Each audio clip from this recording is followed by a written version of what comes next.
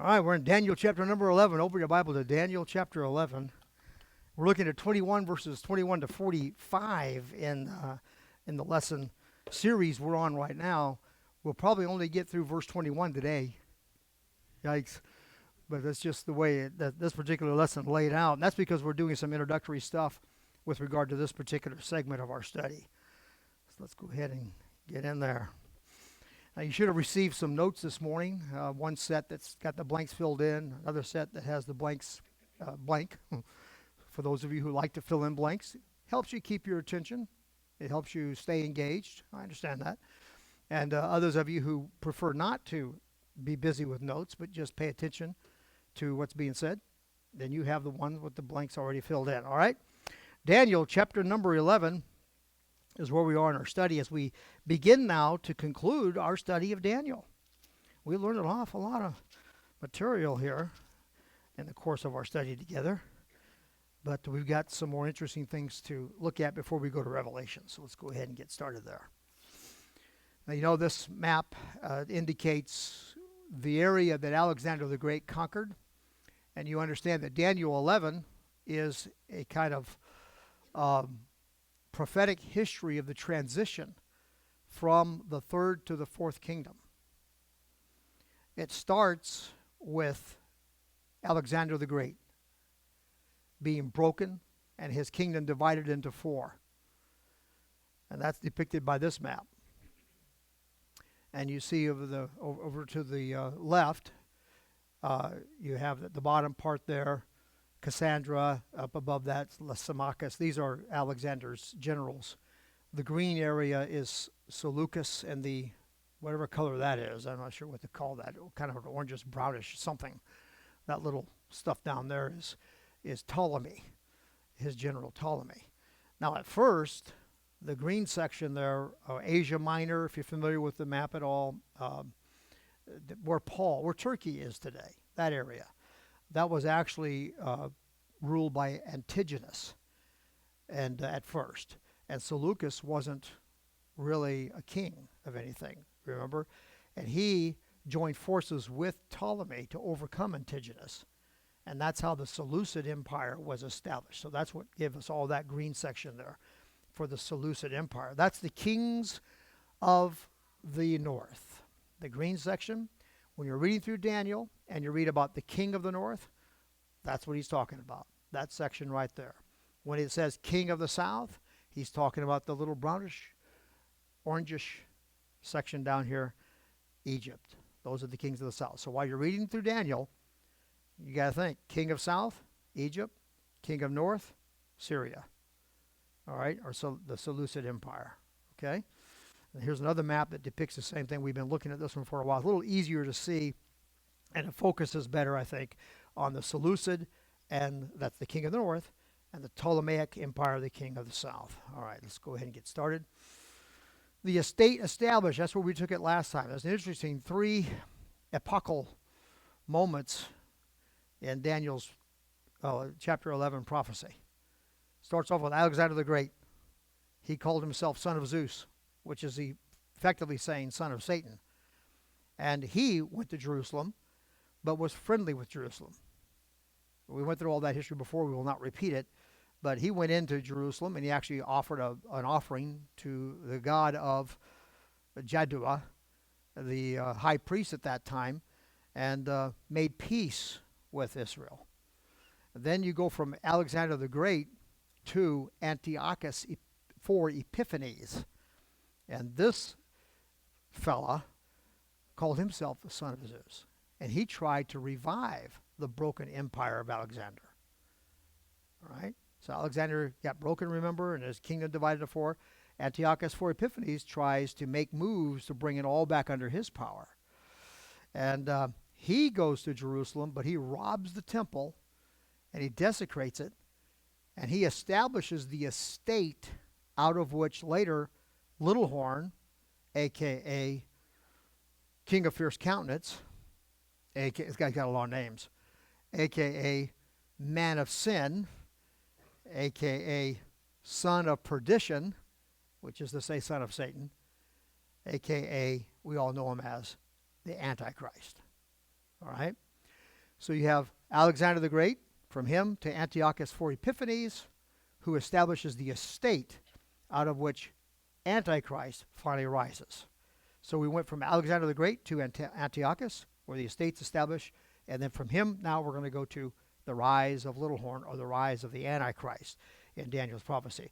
The estate established by Antiochus IV Epiphanes is indicated in chapter 11, verse 20, where the Bible says, "Then shall stand up in his estate." The antecedent to his here refers to the king of the north, who finally conquered everything. And we went through all that history last time. We won't go back over it now.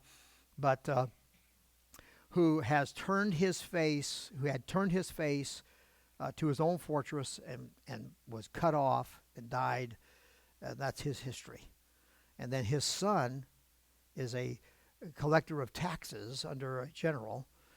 One of Antiochus IV's general, who took his son under his wing, as it were, and then began trying to reestablish his kingdom and get ready to fulfill the vision of Antiochus IV, but couldn't do it. And anyway, so he's destroyed and all that kind of stuff's happening. But here's the point of this verse for us: the estate is established.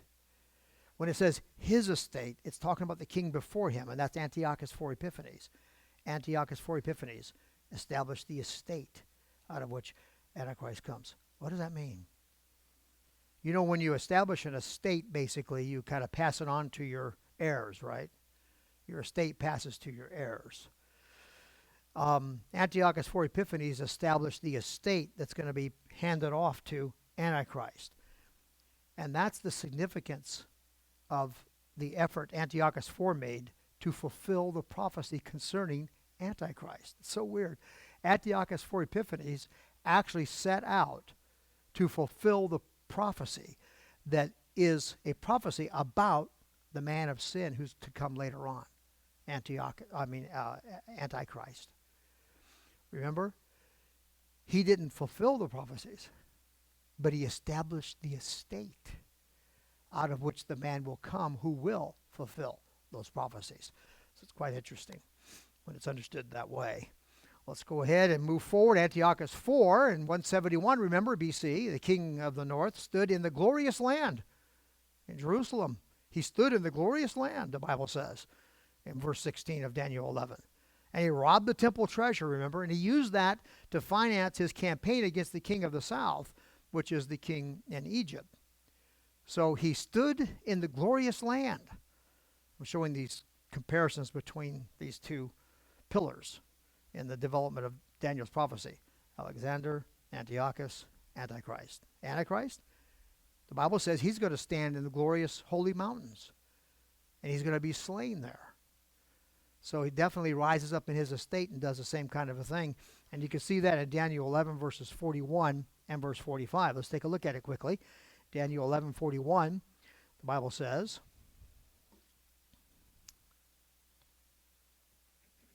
I'm getting to where I need these even to read now. I didn't used to have that problem.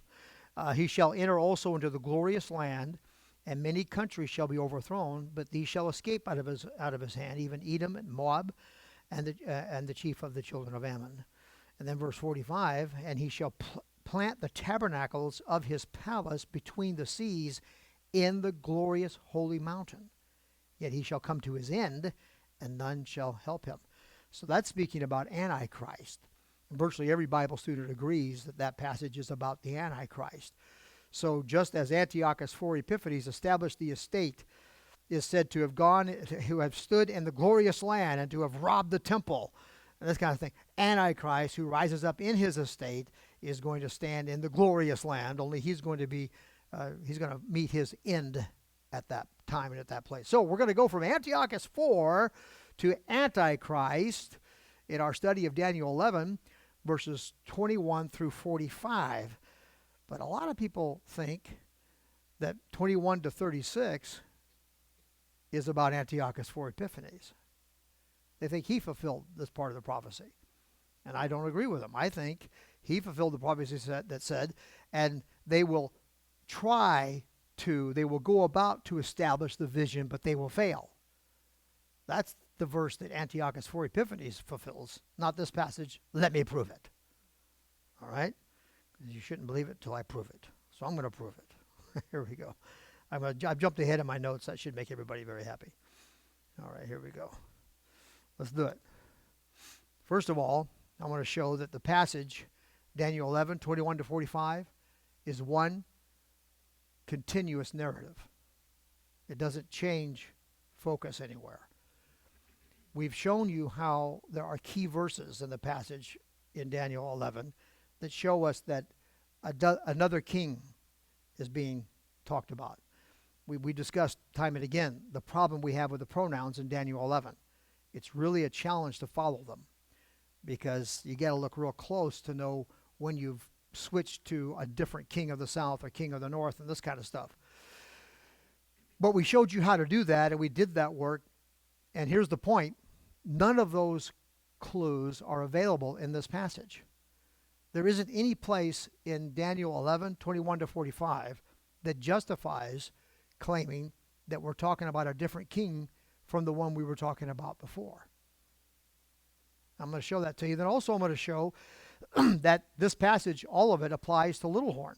It applies to the man of sin, who is the focus of Daniel's prophecies. Now, after I've established these things, I'm going to integrate Daniel's other prophecies concerning little horn into our interpretation of this passage, which will strengthen the point I'm making that all of this applies to little horn and not to Antiochus. We will hopefully at least cover through Daniel 11, verse 21 this morning.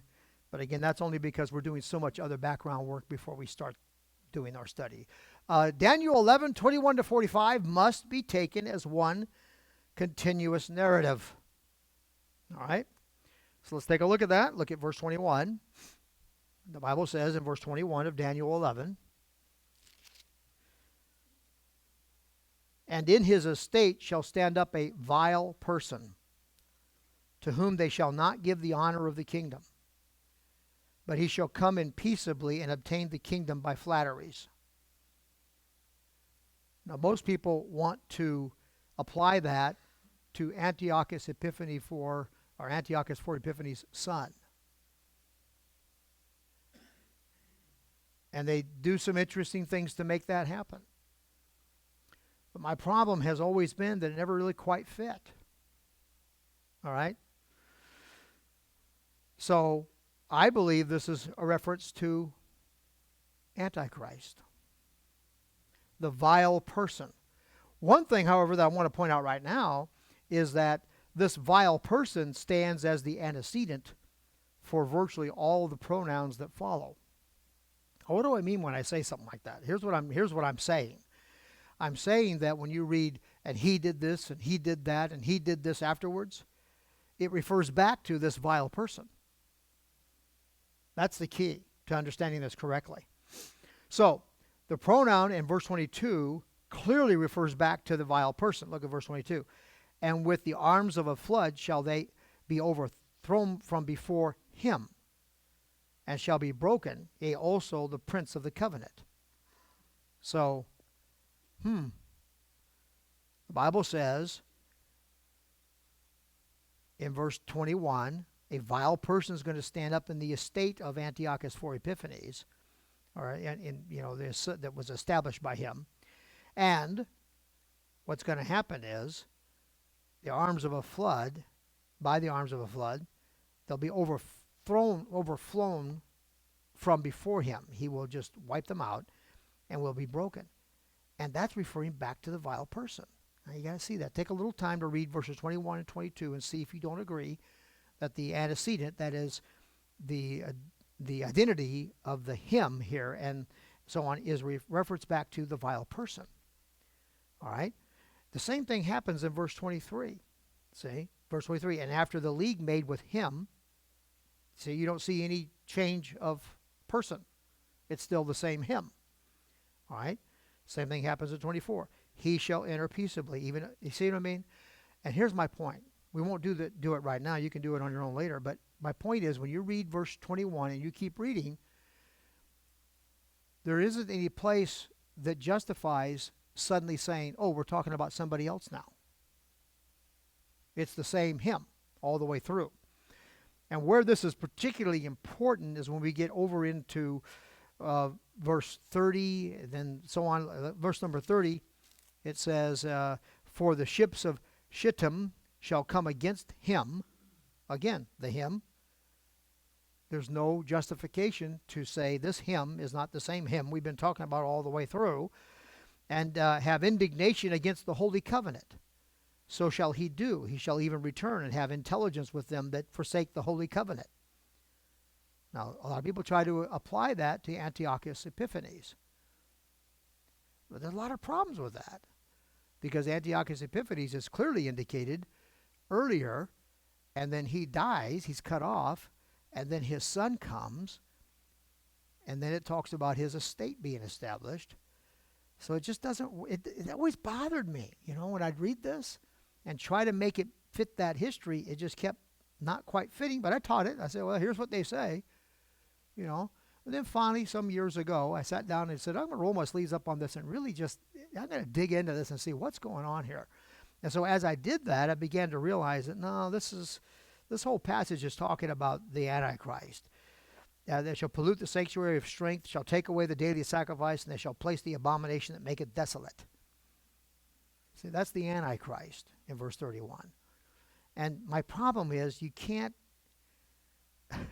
come up with somebody else here at verse 31 except the guy talked about in verse 30, which is clearly the guy talked about in verse 29, in verse 28, and 27. It keeps going, it goes back. I can't find a place to justify a switch in person there.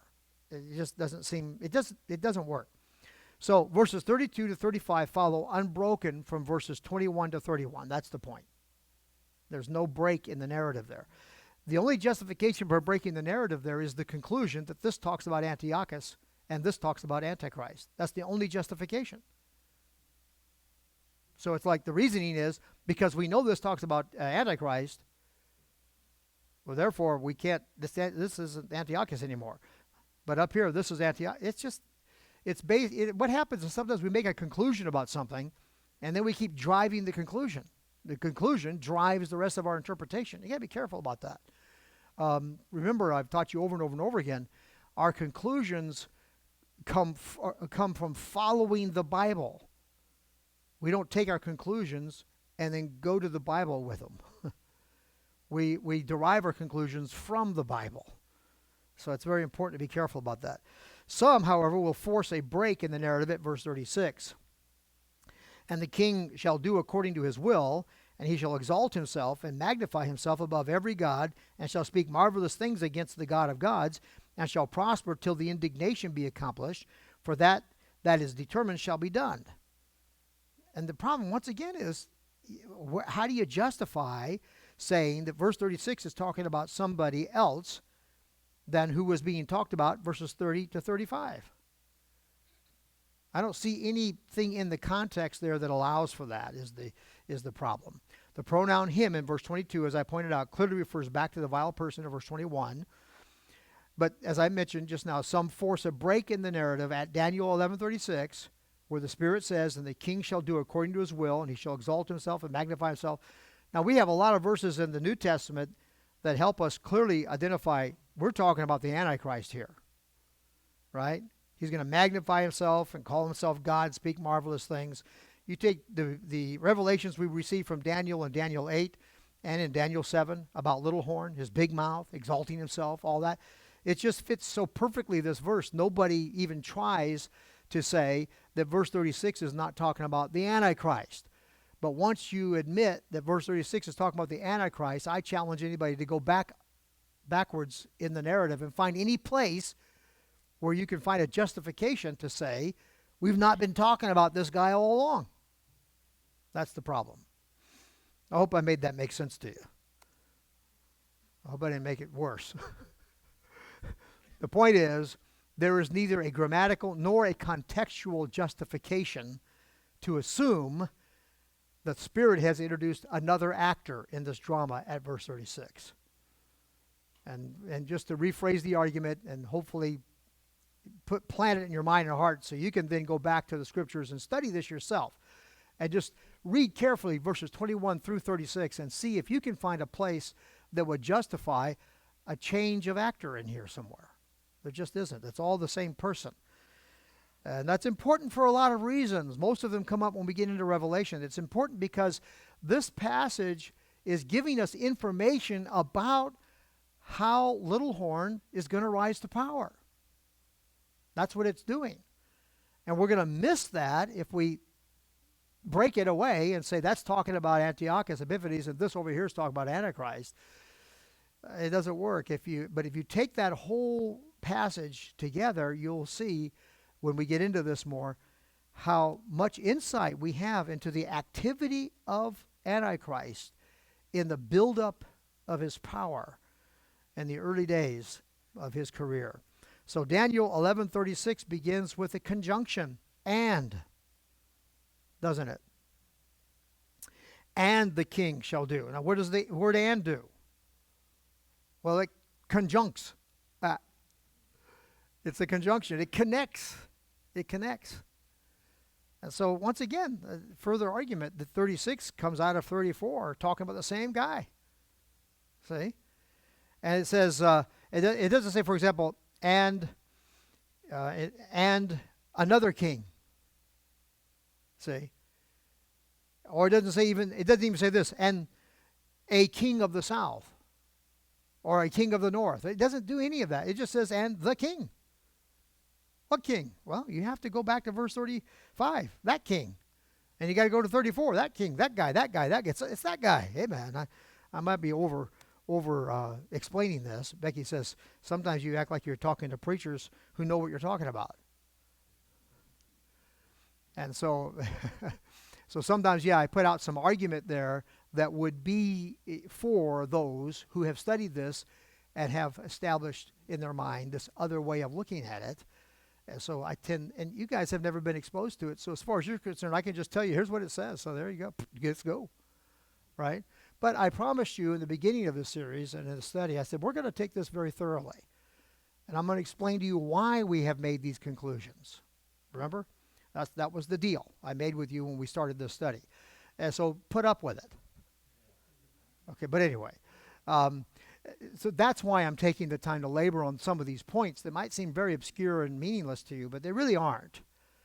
As I said before, if you break the passage at 36, you take away from us all the information we have about Antichrist that's given to us in verses 21 through 35.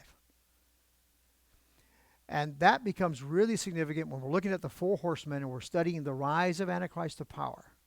We'll be referring back to that passage, and I'll be bringing out some insights on things that Little Horn is going to be doing as he's rising to power, and much of it comes from Daniel 11, 21 to 35. So that's why we spend the time we're spending on it. Okay, so Daniel 11, 21 to 45 is talking about Little Horn, a.k.a. the Antichrist. Let's see where I'm at in my notes here. Little Horn, Daniel 7, verse 8, 8, verse 9. Remember? Little Horn shows up, takes out 3 horns of the 10-horned beast. You guys remember that? Please tell me you remember that. Lie to me. But anyway, the Little Horn shows up, and he takes out 3 horns of the 10-horned beast and establishes his prophetic career. That's when he begins fulfilling Daniel's prophecies concerning him at that point in his life. So I believe that's the revelation of the man of sin. I believe that's when he's identifiable. There's the guy. When he takes out 3 horns of the 10-horned beast. Now, he's called Little Horn in Daniel 7, 8. And then in Daniel 8, 9, we're told where he comes from. He comes from one of the 4 horns of the Alexandrian Empire. Remember? The goat, the notable horn, that's Alexander. He takes over the whole world. He's broken. 4 horns come up in his place. So Daniel 8, verse 9, and Daniel 8 tells us that Little Horn comes from one of those horns. Daniel 11 tells us from which horn he comes. He comes from the northern kingdom. I do that all the time. He comes from the northern kingdom. All right. So Little Horn, Daniel 7, 8, and 8, 9, is identified by Daniel as that end-time ruler who will fulfill the signature end-time prophecy that is the focus of Daniel's visions. and that is the removal of the daily sacrifice, which is connected with setting up the abomination of desolation. Daniel calls the signature event the removal of the daily sacrifice. He focuses on that each time.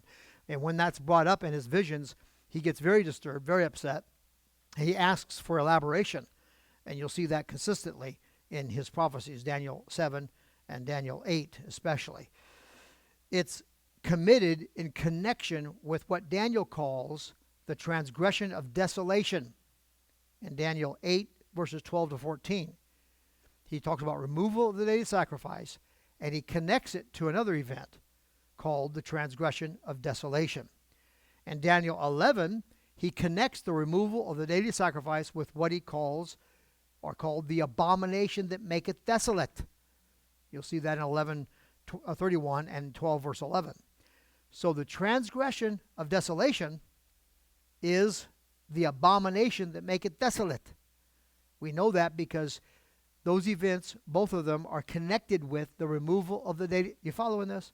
So Daniel says the prophecy is going to be this: the man of sin is going to come. He's going to remove the daily sacrifice. And Daniel's like, oh no!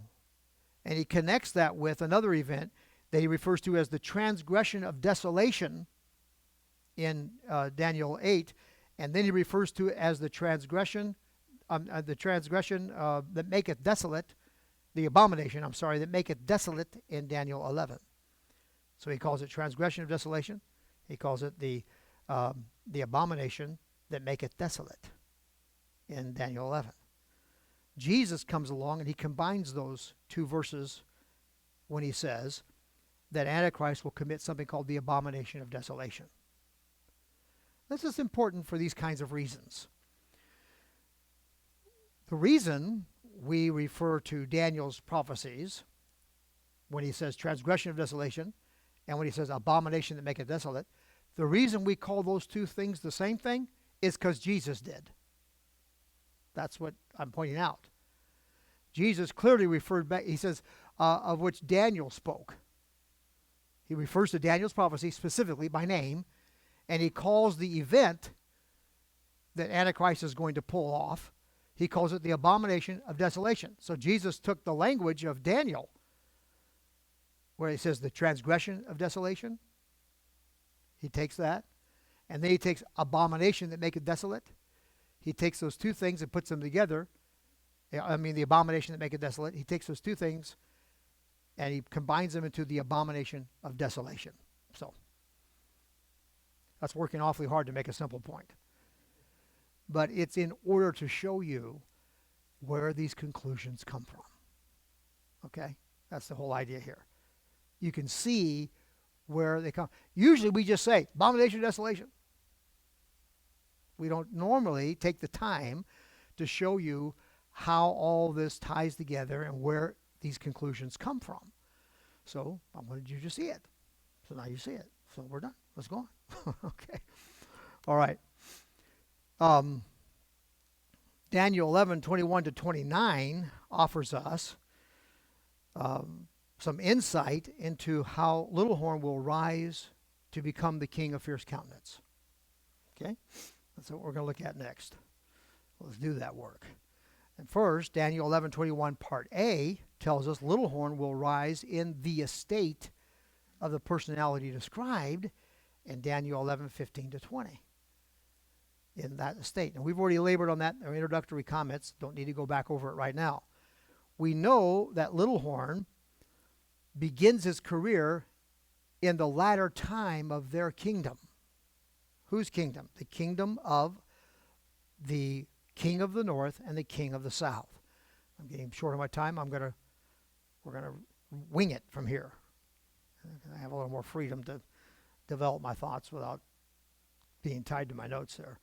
So we know Little Horn is going to begin his career at the latter time. Daniel 8:23, in the latter time, the latter days of their kingdom. There, he's referring to the four horns that rose up after Alexander was broken. So, in the latter time of their kingdom. So what is the latter time of their kingdom? That's Daniel 7. Daniel 7 gives us a prophecy about the latter time of their kingdom. What those four horns will look like in the days that Antichrist shows up. Why do we know that? Because Daniel 7, remember, is the vision of the four beasts. And you had the lion and the bear and the leopard and the fourth beast. And the fourth beast, little horn, shows up, takes out three horns, shoots off his big mouth. God destroys the fourth beast. But the Bible says the rest of the kings, the other three, they will have their nation taken, for their dominion taken from them, but they would be allowed to continue. What does that mean? That tells us that those four beasts are all on the earth at the same time. It means that Daniel 7 is not simply a recapitulation of Nebuchadnezzar's vision. It identifies the same four major empires that are forecast in the vision of Nebuchadnezzar, but it's not simply repeating what was already revealed from Nebuchadnezzar's vision. What it's doing is saying, here's what these four kingdoms are going to look like at the time Antichrist shows up. Here's a prophecy that you can use to mark developments that lead to the appearing of the Antichrist. The lion will rise up, the bear will rise up, the leopard, the fourth beast will rise up. Okay? So having understood that, let's go ahead and look at this then. What we're reading about right now is the prophecy of the latter time of their kingdom. And we know that in the latter days of the kingdom of the four beasts, this is the progression of development that will occur. First, the lion will rise up. He will have the wings of an eagle. The wings of the eagle will be plucked off. The lion will stand up on its back legs and will receive the heart of a man. We know the lion is a representation of the kingdom of Babylon as it will appear in the last days, or in the days that Antichrist shows up, in those days. We know that that area of the world is Iraq.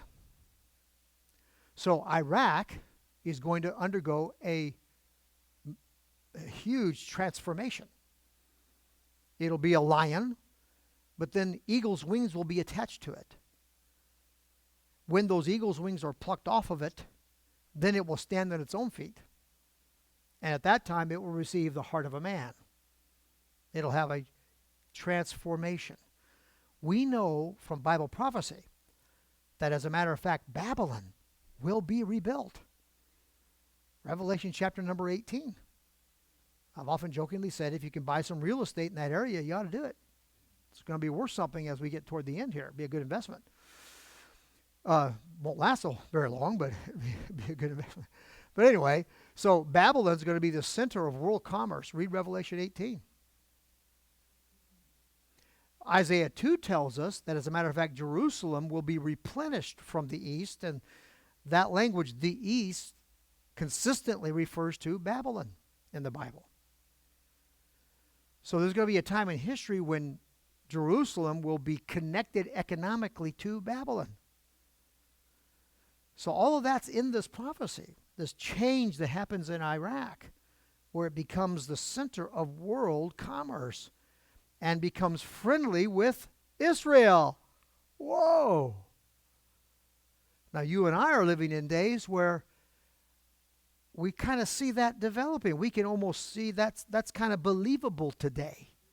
We can see things moving in a direction that tends there, that tends in that way. Well, the next thing that develops is the bear rises. The three ribs in its mouth we have identified as, of course, Iran and Russia, which is Persia and Media, or the Medes and the Persians. The second kingdom in Nebuchadnezzar's vision, represented here as a bear in the days that Antichrist show up, with three ribs in its mouth. And we've already offered the arguments for the speculation that that third rib could be China. So we've said that this can depict, well, we know it does depict Iran and Russia coming back together and forming an alliance, a connection where they combine their powers. Now, who can't see that going on right now? I mean, that's just very obvious to us in our news today. And then China, a significant player in that trifecta of Iran, Russia, and China. Very interesting. Russia's like this, and then China's right there. But anyway, huge powers coming together. A bear with a rapacious appetite, and the ribs are going to say to the bear, "Rise up and devour much flesh." So we can see how easily that could be fulfilled in our time. And by the way, these are all prophecies that could occur before we leave the earth. It's also possible we'll leave before all this completes its development. We don't know when we're going to be heading out of here. But the bottom line is, this is what's going to happen. Then you have the leopard, the four-headed leopard. Now, what's that? Well, that tells us that there's going to be a recombining of Alexander's empire into one cohesive governmental power of sorts. It won't be exactly the same thing, but what we know is this: the four heads are a representation of the four horns. And this leopard is a representation of the third kingdom, or Grecia. And so they're all four heads on one creature, means there's a coming together of them. But it's not one head, it's four heads, so there's some separation still. But my point there is it indicates a coming together of the European nations. Specifically, it would be Greece, of course, and Turkey, and then it would be Syria, and it would be and then Egypt. So those four would be the heads, and then Jerusalem, kind of in between there, is going to be at peace with her. So try to get this picture in your mind. You've got Babylon rebuilt, the center of world commerce, Iraq, and you've got peace going on between Iraq and Jerusalem. They're connected economically, and then you've got this bear rising up, threatening global peace in a major way, devouring much flesh, which would signify a kind of Russia rising up and gobbling up the nations around it like it did many years ago to create the Soviet Union. So you can see that kind of thing developing. At the same time, and perhaps even in response to that, these four kingdoms, you got Greece and Turkey and Assyria, and then Egypt, they kind of come together, maybe even as a defense against what's developed over there in the east. So they come together and form some kind of an alliance. And then this guy shows up, this fourth beast. He's got 10 horns and claws of brass and feet of iron and teeth of iron, and he's depicted as stomping all over everybody else. So you start getting a picture here. Developments occur in Iraq. Babylon's rebuilt, becomes the center of world commerce. And I've already talked to you about Isaiah 2 and Micah 4, and I've shown you how there is a prophecy that says there's going to be peace in the Middle East, but it will not mean the tribulation has started. I've already shown you all that, so you should have that knowledge in place right now so you can appreciate what I'm saying here. So Iraq builds up. There's a kind of a thing going on there, correspondence economically with Jerusalem. There's a kind of peace in the Middle East. The bear shows up. It starts reestablishing the old Soviet empire because he's really aggressive and starts devouring much flesh. Perhaps responding to that, the European nations get together and they kind of huddle and get close and make an alliance to defend themselves. And at this time in history, then this fourth beast rises up. And simply by default, since we know what the lion represents, Iraq, we know the bear represents, Russia, Iran, and probably China, and then we know the leopard represents Greece and Turkey and Syria and Egypt. So what's left? The Western powers. So typically we believe the fourth beast is indicative of the Western powers, and in fact, we know that since the fourth kingdom is mysterious, it's not named, and that's because it moves from one nation to another as Jesus decides, because the kingdom belongs to him. Can't go back and preach all that right now, no time, all right, to do that. but I just remind you of that so you can appreciate what I'm going to say next. I have depicted this creature with a devil-looking face, but that's because that's what he looks like at the time Antichrist shows up. But what could very well be going on here is that America, because the question becomes, where's America in all this? That's the big question that always comes up. We know that America has the dominion right now. Draw upon all you've been taught and understand what I'm saying. America has the dominion right now, given to it by Jesus Christ. So, America is going to respond to all this. If Russia and Iran and China start getting hungry, America's not going to sit back and just watch it happen. If these four kingdoms start realigning, America is going to take sides. America is going to get involved. That's what's going to happen. I believe this indicates America forming an alliance with 9 other kings or 9 other countries.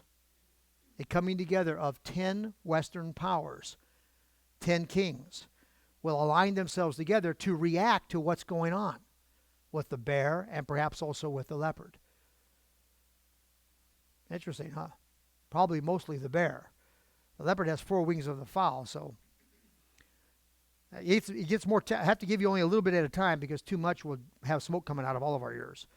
So I can't get too far into this other than now suggest to you that this development could be America aligning with 10 other Western powers, combining their forces to be a response to what's going on with Russia and stomping and breaking and pulling down and just wiping everybody out.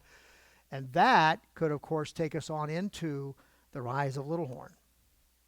So it seems most reasonable to expect that America, being the Gentile nation that currently holds the dominion, will become part of the federation of 10 kings that police the world. We already see developments tending that direction for America. We've been complaining about it. We keep saying, we're not the policemen of the world. What are we doing over here? What? America definitely has. And this is complicated. It's complicated because, part of me would say, yeah, what in the world are we doing over there? And the other part of me says, good night. Well, how can we just sit back and watch this going on? It's a complicated issue. So, but what I know from prophecy is a federation of 10 kings will come together that we're going to step out now and start policing the world. That's what's going to happen. And America could be part of that. Either that or America's gone by then. That's a possibility too. America's just gone. God help us, but that's also a possibility. After the rise of the 10-horned beast, the alignment of 10 kings, an inconspicuous ruler from the Syrian division of the third beast will somehow subdue 3 of the 10 kings. And that should get us pretty close to done. 1121b, in the beginning of Little Horn's rise to power, he's an inconspicuous ruler who's not highly regarded. He is described as vile, which in this case means he is despised or held in contempt. And Daniel 11:21c, that he shall come in peaceably and obtain the kingdom by flatteries, explains how Little Horn becomes the king to whom they will not give the honor of the kingdom. And I'll elaborate on that a little bit more in the introduction of the next lesson. We'll pick it up here next time. Let's stand together.